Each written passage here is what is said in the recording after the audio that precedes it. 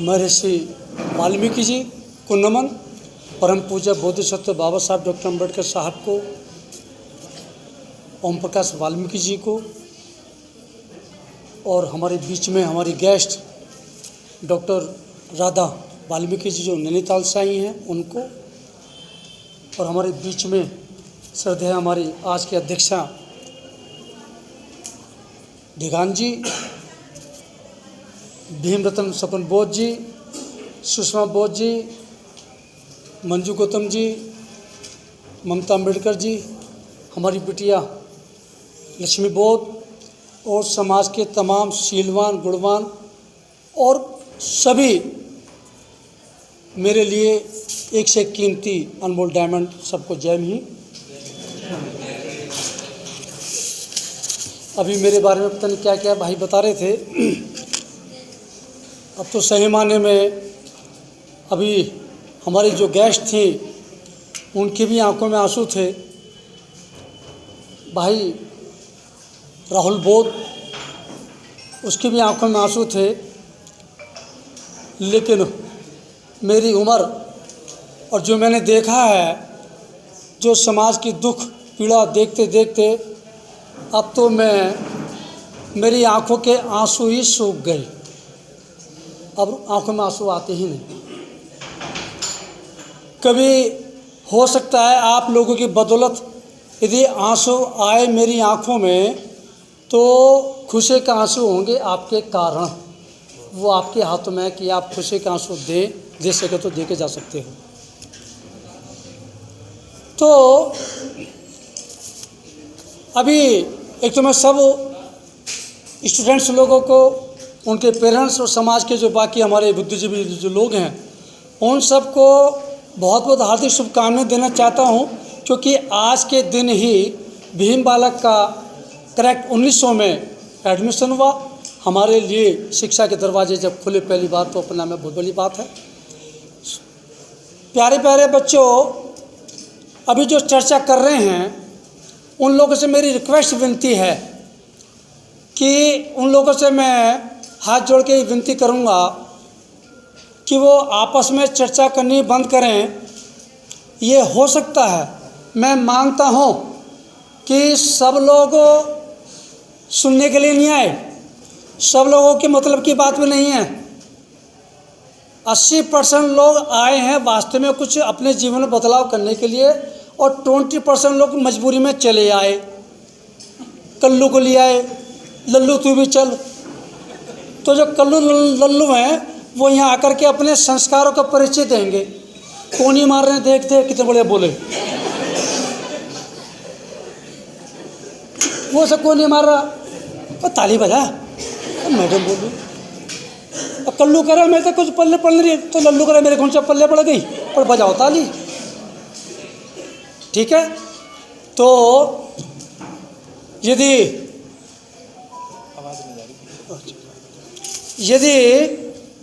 समाज की सभा में बैठ कर के भी, समाज की सभा में बैठ कर के भी यदि सभ्यता नहीं आई, तो हमें अपने संस्कारों का पता चलता है कि हमारी कैसी शिक्षा और कैसा हमारा चरित्र है और किस खानदान से है। राइट? तो दोगे परिचय? राइट? चलिए, तो दोस्तों आपको बताऊं कि चर्चा हो रही है बाबा साहब डॉक्टर अम्बेडकर की, तो क्या वास्तव में वो उनसे हमारा क्या रिश्ता है? भैया हेलो, है मिस्टर, ये क्लास है, अनुशासन में बैठो जिसको बैठना है। समय बहुत कीमती है आप लोगों का, ज़्यादा आपका समय लेंगे नहीं। तो मैं बता रहा था कि हाँ, बाबा साहब की चर्चा हो रही थी जो मैं नहीं चाहता, लेकिन चलो अच्छी बात है। एक घटना से अपनी बात शुरू कर रहा हूं। 20 फरवरी 1929 की घटना है। महाराष्ट्र में एक जिला है वर्धा।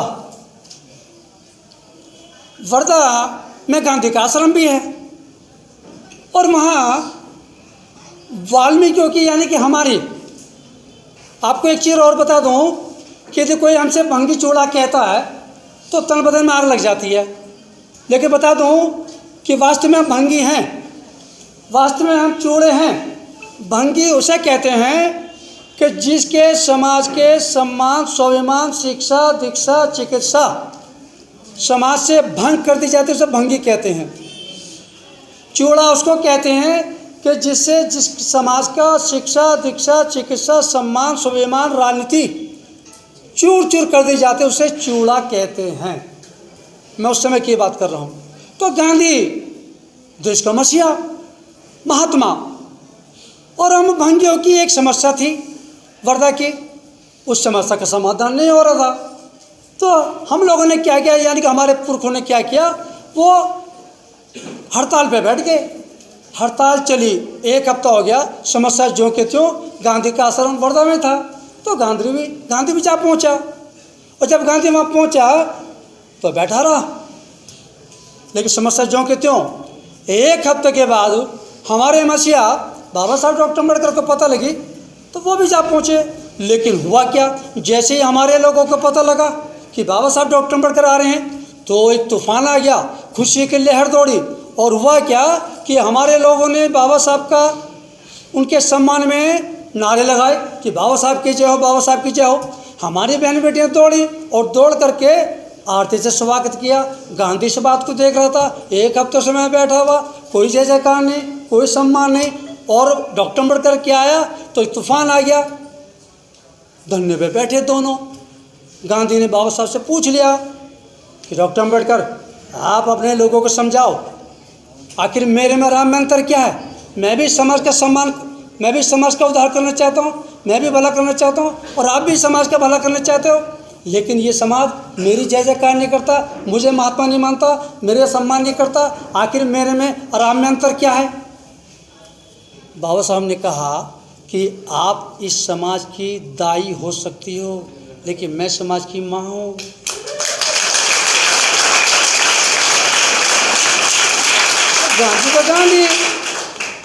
गांधी चिढ़ गया। गांधी ने कहा कि डॉक्टर अम्बेडकर, जितनी आपकी उम्र है इतने दिन मुझे राजनीति करते हो गए, आप मुझे सिखाओगे। बाबा साहब कहते हैं, मिस्टर गांधी, उम्र की बात करते मूर्ख लोग, मेरे से एज के नहीं एजुकेशन की बात करना।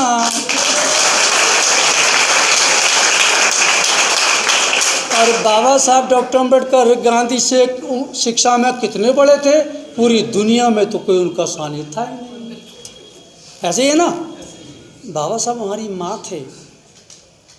वास्तव में पता कैसे चलेगा, पता चलेगा किसको बुलाऊं, आप दोनों आ जाइए, आ जाओ, 1 मिनट के लिए आ जाओ। शर्म लग रही है, किशोर को बुलाऊं, आ जाओ आ जाओ। ये काम बेशर्म होगा भैया जी, भैया दिखाई दे रहे हैं। मैं आपसे पूछूंगा, आपको 2 वर्ड बोलने, पता लग जाएगा पूरे समाज को।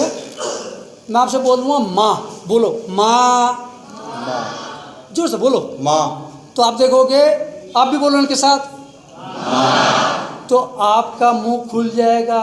माँ खुल गया मुंह, अब बोलो बाप, मुंह बंद, बैठ जाइए।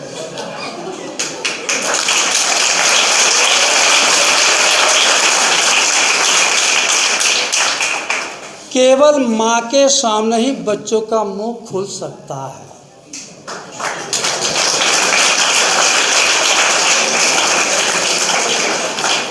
अब सवाल पैदा होता है कि सब लोग, पहली बात तो पूरे देश में हमारे पूरे वर्ग को कहते हैं कि इनमें तो अकल नहीं है ना, और संस्कार नहीं है, और जाति के नाम पर तो ऐसे ही ना, सबने हमारी प्रतिभा को छीना, सबने हमारे टैलेंट को छीना, आत्मविश्वास को छीना। लेकिन बच्चों में कितनी सेंस होती है, बच्चों में कितनी अकल होती है, ये मैं जानता हूँ। आप भी जानना चाहोगे, जानना चाहोगे? चलिए तो बताते हैं। एक बार क्या हुआ, ऐसी एक सभा चल रही थी बहुत बड़ी, लेकिन इत्तेफाक से उस समय बड़े बड़े विद्वान आए हुए थे, सफ़ेद बाल, डिग्री बहुत ऊंची, और अहंकार में इतने कि इन बच्चों को क्या पता, इन बच्चों को कुछ पता ही नहीं, मैं तो जानता हूँ कि आपको सब कुछ पता है। वो नहीं माना। तो क्या हुआ, जैसे ही आई थी तो शायद आपने देखा होगा कि कैंडल जलाई थी, कैंडल इसको जलाना, ठीक है ना। किसी भी प्रोग्राम का जब बीएमआरएम होता है तो शुरुआत किससे करते हैं? कैंडल से। तो आप में से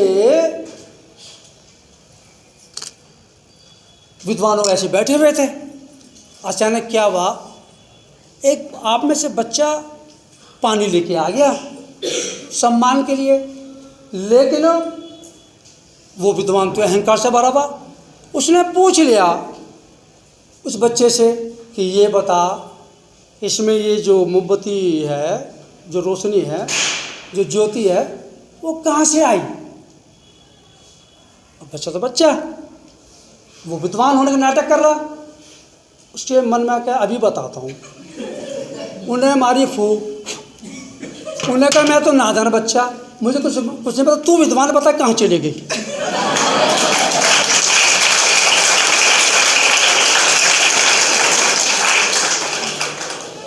है जवाब किसी विद्वान के पास? तो ताली बजाओ अपने लिए।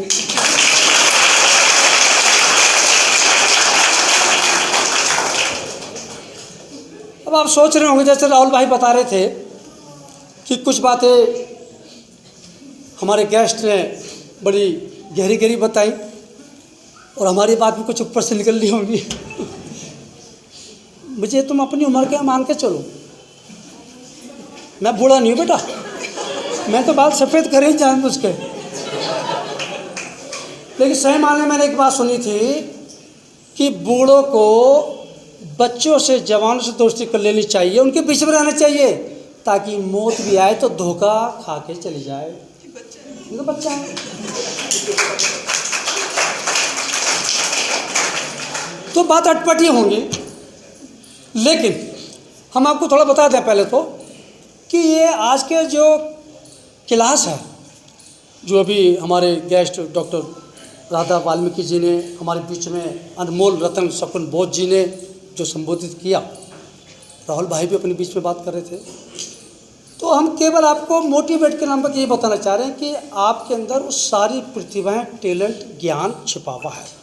केवल हम आपके ज्ञान से आपको परिचित कराना चाह रहे हैं, जो उससे अनुभवी हम लोग हैं, ठीक है। लेकिन फिर भी कुछ बातें ऐसी लगेंगी तो मेरी कोशिश ये है कि थोड़ा सा हंसते हंसाने वाली कोशिश, ठीक है, चलेगा ना। तो कुछ बच्चों को लगेगा कैसी बात कर रहे हैं। तो एक बार क्या हुआ, एक स्कूल में मैं गया था किसी टीचर से मिलने के लिए। वहाँ गया तो गणित की टीचर थी हमारे शकुन बोध जी।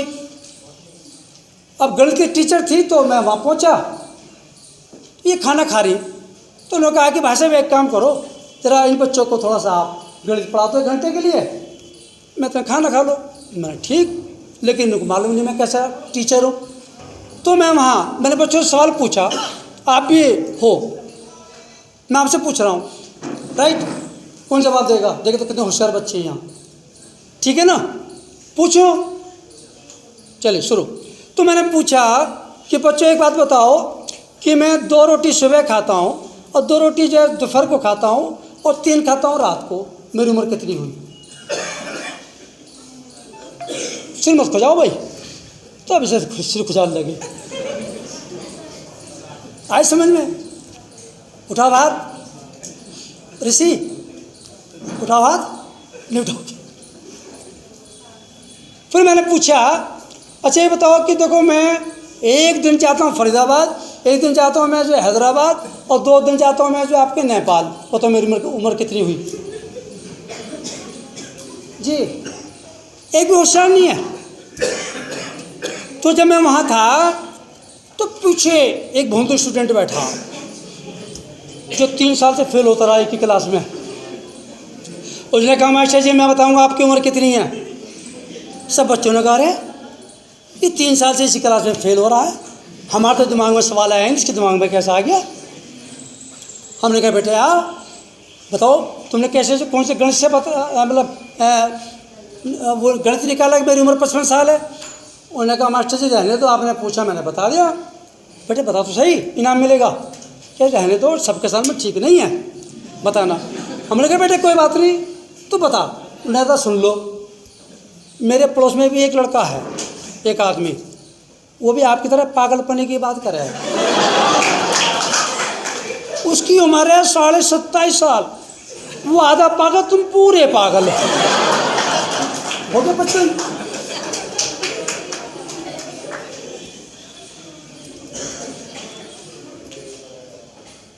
कुछ बातें ऐसे लगेंगी ये पागलों वाली बातें कैसे कर रहे हैं जी।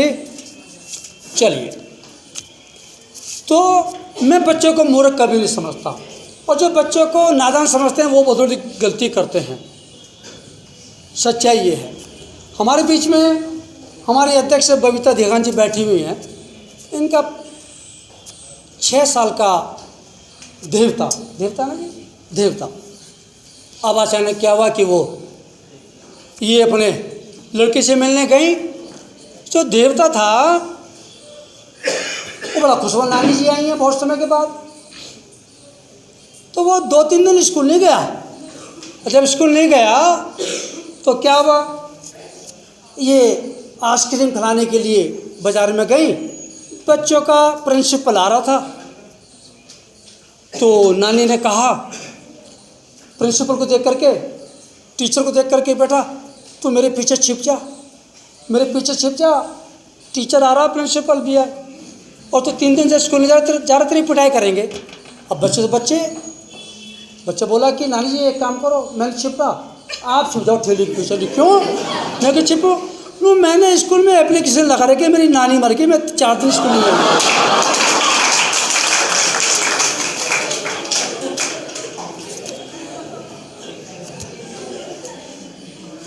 बच्चे इतने तेज, इतने होशियार हैं, ऐसा है नहीं है। लेकिन जो बच्चों को नादान समझता, मूर्ख समझता, ये मूर्खता है कि बच्चों को क्या नहीं मालूम। ऐसे करते हो आप लोग भी? यस नहीं करते। चलिए, तो कैसी प्रतिभा आपके अंदर है मैं उसके बारे में थोड़ा बताना चाहूँगा। और जो स्टूडेंट्स, जो मेरे मिशन के साथी इस कारमा को और आगे बढ़ाना चाहते हैं, योगदान तो सबका है, इसको और आगे बढ़ाना चाहते हैं, तो उनसे विनती है कि वो उसको नोट करें अपने कागज़ पेंसिल में हो सके तो। क्योंकि आपको बता दूं कि जिस मसीहा के अधिकारों की हम लोग बात कर रहे हैं, बाबा साहब डॉक्टर अम्बेडकर कहते हैं कि वो शिक्षा वो सैनी का दूध है कि जो पिएगा वही दाड़ेगा। हेलो, हाँ बच्चों स्टार्ट। तो देखिए, आज की क्लास के बाद में आपके जीवन में कितना बड़ा बदलाव आएगा, नोट करना। मैं आपको एक वो बात बता रहा था कि बाबा साहब डॉक्टर अम्बेडकर में कि उनकी विशेषता क्या थी। 4 अप्रैल 1923 को वो आते हैं आपके जर्मन से एजुकेशन लेकर के। कौन सी डेट को? अप्रैल 1923 को, 1923। तो पत्रकार पूछते हैं कि डॉक्टर अम्बेडकर आप आखिर कब तक पढ़ना चाहते हो? तो बच्चों, बाबा साहब कहते हैं कि लिख लो मैं आजीवन स्टूडेंट बना रहना चाहता हूँ। मतलब कितनी बड़ी बात है। आप लोगों से विनती है कि ज्ञान की कोई एज नहीं होती और कोई सीमा भी नहीं होती, ठीक है। तो क्या आपके जीवन में क्या बदलाव होने वाला देखेंगे आप। तो एक कहानी के रूप में बताऊंगा, उससे आपको पता लगेगा आप कितने अनमोल हो, कितने अनमोल आप हो जाओगे आज की 1 घंटे की मीटिंग के बाद। राइट, स्टार्ट करूं? तो लिखेगा, कहानी के रूप में बता रहा हूं। सपोज करो आप बाज़ार जाते हैं, मार्केट जाते हैं, और आप 1/2 का पत्थर का टुकड़ा मात्र मार्केट से खरीद के लाते हैं 20 रुपीज़ का। क्लियर हो गया? पत्थर का टुकड़ा 1/2 का केवल 20 रुपये का। अब उस पत्थर के टुकड़े का 1/2 का जो है, उसका एक आम आदमी ज़्यादा से ज़्यादा कहाँ इस्तेमाल करता?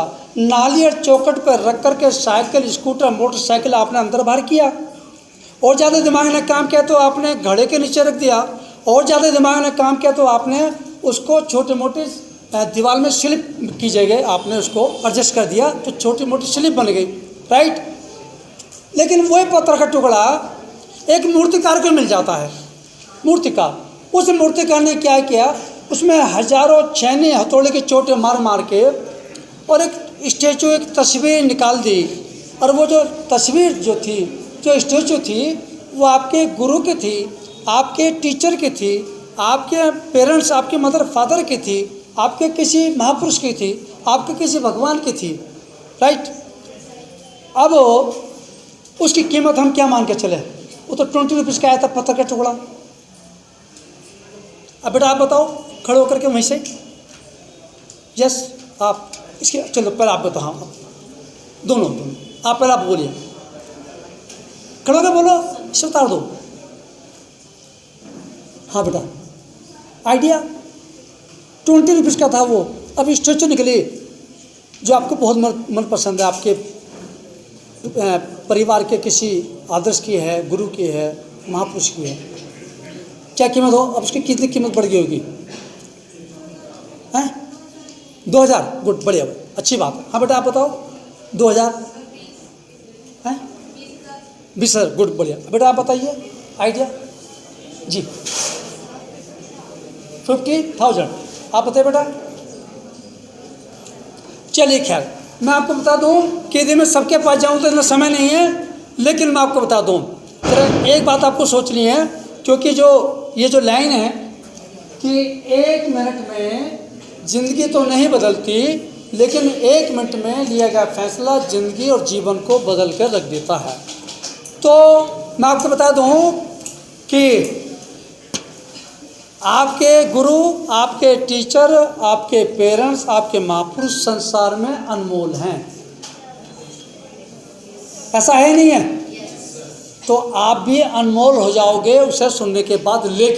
लेकिन क्या कि जैसे मैं बता रहा था कि उस पत्थर में से जब स्टेचू मूर्ति निकली थी तो उसने कितनी चोटें झेली? शायद हजारों। ठीक, आप भी यदि वो चोटें झेल पाए तो आप भी हो जाओगे कीमती। अदरवाइज वो पत्थर जब से चोटें पड़ रही थी, मूर्ति निकलने से पहले यदि पत्थर टूट गया होता तो कहाँ पड़ा मिलता? बस समझ लो, हो गया क्लियर है बेटा? वो क्लियर नहीं हुआ? चलिए दूसरी बात अब मैं आपको बता रहा था, एक तो ये, लेकिन इस देश में यदि कोई सबसे बड़ा गुनाह हुआ हमारे साथ तो ये हुआ कि हमारे टैलेंट को, हमारी प्रतिभा को छीना गया है। वो छीना गया। तेरी किस्मत खराब है, तेरी किस्मत में नहीं है, तू ही बनेगा पढ़ लिख करके कलेक्टर। अरे हमारी किस्मत में तो सफाई पैसा है। रिश्ते, शादी ब्याह इस बात पे होते हैं कि कितने ठिए, कितने ठिकाने और कितने पखाने हैं। आप नहीं समझ पाओगे, हमने देखा वो वक्त, कितने ठिकाने कितने पखाने हैं, वो हमारी संपत्ति होती थी, वो डिग्री होती थी, उस बेस पर रिश्ते होते थे। तो खैर कुल मिला करके जो किस्मत की जो बात बताई जाती है, ये सबसे बड़ा स्वीट पॉइजन है। मैं आपको इसको कैसे बताऊं, तो फिर से कहानी के रूप में बताने जा रहा हूं। ठीक है, सुनेंगे कहानी के रूप में? तो देखिए, 2 वर्ड हैं। एक होती है श्रद्धा, भगवानों के प्रति, किस्मत के प्रति आस्था, श्रद्धा। श्रद्धा से पैदा होती है शांति। और दूसरी चीज़ है सोच, सोच से पैदा होती है क्रांति। राइट, क्लियर हो रहा? श्रद्धा से शांति, सोच से क्रांति। कैसे? आप स्टूडेंट्स हो, सपोज करो आप में से कोई भी स्टूडेंट बाय द वे एक बार फेल हो गए, कोई दिक्कत नहीं। क्यों? क्योंकि पढ़ने वाला ही तो फेल और पास होगा। अब मैं तो एडमिशन ले नहीं रखा, मैं तो अब ना अशोक जी ने ले रखा, हम फेल होंगे क्या या पास होंगे? हम तो कुछ भी ना होने के। तो कोई बात नहीं, लेकिन दूसरी बार फेल हुए तो स्थिति गंभीर, और तीसरी बार फेल होते तो और चौथी बार फेल होते हो तो बाई द वे। लेकिन जब फेल होते हो तो सबसे ज़्यादा दुख किसको होगा? टीचर को क्या? नहीं, मम्मी पापा को होगा। उनके सपने, उनकी इच्छाएं हैं, और इसलिए आप डॉक्टर बने, इंजीनियर बने, जज बने, आईपीएस बने, आपके पेरेंट्स आपको वहाँ देखने के लिए कम खा रहे हैं, ये मंजूर है। फटावा पहन रहे हैं, ये मंजूर है। कर्जा ले रहे हैं, ये मंजूर है। लेकिन तुमको वहाँ देखना चाहते हैं और तुम हो रहे फेल। तो जब फेल होते हैं, तो जब आपके पेरेंट्स आपको मारते पीटते डांटते हैं, तो कोई ना कोई हमारे घर का, परिवार का, खानदान का, खासकर बड़ा बूढ़ा, खासकर राम राम जी करने वाला, खासकर जो है दुनिया भर के भजन गाने वाला, वो एक स्वीट पॉइजन, एक श्रद्धा का प्रसाद देता है। कहते हैं भैया इस बच्चे की गलती नहीं है, इसकी किस्मत में ले फेल होने लिखा था। क्योंकि हमें क्या पाठ पढ़ाया जा रहा है कि बिना भगवान की मर्जी के संसार का पेड़ का पत्ता भी नहीं हिल सकता। तो फिर समय से पहले किस्मत से ज़्यादा क्या मिलेगा? इसलिए जब किस्मत में हो तो मिलेगा। तो यहाँ क्या बात आ गई? श्रद्धा आई, आस्था आई, और श्रद्धा से आई शांति। Right? No action no reaction. दूसरी चीज़ क्या बता रहा था मैं? सोच से पैदा होती है क्रांति। यदि उस स्टूडेंट ने, आपने यदि सोच से काम लिया, what is the problem? Reason क्या है? मैं क्यों फेल हो रही हूँ? क्या मैंने पिक्चरें ज़्यादा देखी इस साल में, या मैंने खेल में ज़्यादा समय लगाया इस वर्ष? यदि वो कारण जानकर आपने दूर कर दिया और आपने पढ़ाई पर फोकस किया, या आपने देखा कि मैं किन किन सब्जेक्ट में वीक हूँ, यदि आपने ट्यूशन लगाया या ज़्यादा मेहनत करी, फोकस किया, तो रिजल्ट क्या आएगा? बोलो हेलो। अच्छा, जो बोल रहे हैं उनको वही सुन पा रहे हैं, बाकी सब ऐसे ही आ गए। हेलो, क्या होगा? पास। करेक्ट। अच्छा, जिसके समझ में आ गया वो ताली बजा केवल।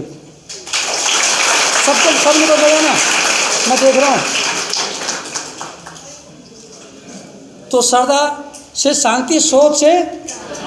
अब मुझे एक बात बताओ, किसी एक व्यक्ति के लिए, एक स्टूडेंट के लिए, एक परिवार के लिए, एक समाज के लिए, एक देश के लिए तरक्की, प्रोग्रेस, सफलता के लिए कौन सी चीज़ बेटर है आपके लिए?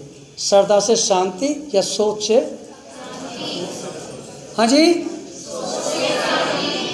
फिर श्रद्धा को क्या करोगे? कहाँ फेंकोगे? कहाँ फेंकोगे? नाले में। गुड, वाह, बहुत बढ़िया।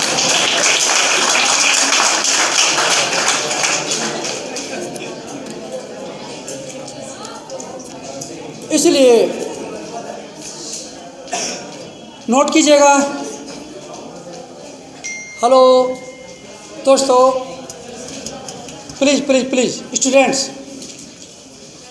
नंबर 1, सफलता नहीं मिलती है किसी को गिफ्ट में, और नहीं मिलती है किसी को लिफ्ट में। सफलता मिलती है शिफ्ट में। Hello, repeat.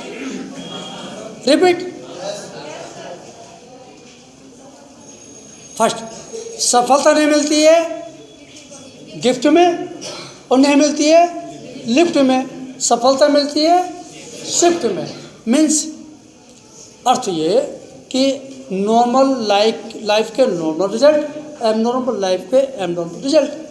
आप यदि जितने भी स्टूडेंट्स बैठे हुए हैं, यदि आपका यही जीवन का दिनचर्या है कि जिस समय भी आप सुबह सो के उठते हो, जिस समय भी आप पिक्चर ज़्यादा देखते हो, या जो भी आप काम करते हो, आपके जीवन में रिजल्ट मिलेंगे इसी तरह के। यदि आपको एक्स्ट्राऑर्डिनरी रिजल्ट चाहिए सफल होने के लिए, तो क्या करना पड़ेगा? अपनी लाइफस्टाइल चेंज करनी पड़ेगी। राइट? शिफ्ट मीन्स आप जैसे आज हो बदलना आपको होगा। मैं क्या बता रहा था कि सफलता नहीं मिलती है गिफ्ट में, और ना मिलती लिफ्ट में। सफलता मिलती है शिफ्ट में। एक बच्चे, एक बात को ध्यान रखना, बड़ी गंभीर बात बता रहा हूँ कि जो स्टूडेंट यदि उसने आज अपने आने वाले समय की बेहतर प्लानिंग नहीं बनाई और कीमत नहीं चुकाई, तो जो लोग बेहतर प्लानिंग बनाते हैं और मेहनत करते, तो वे लोग चांद और तारों पे भी पहुंच जाते। राइट, ऐसे ही नहीं है। लेकिन जो ना बेहतर प्लानिंग बनाते और केवल अच्छा सोचते हैं, केवल कल्पना करते हैं, उनको एक दिन में ही चांद और तारे नज़र आ जाते हैं।